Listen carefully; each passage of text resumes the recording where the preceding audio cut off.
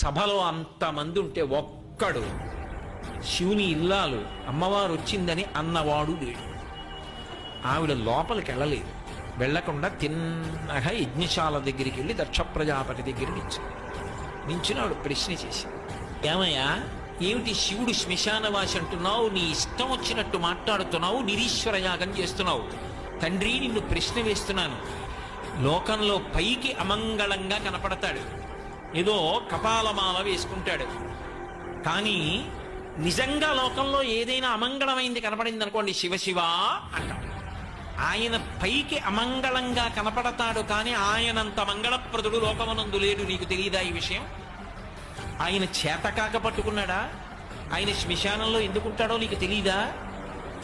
ఆయన శ్మశానంలో ఎందుకుంటాడు అంటే, చచ్చిపోయేటంత వరకు అక్కర్లేని చోట్ల అన్నింటిలోనూ తిరిగి ఎన్నడూ శ్మశానానికి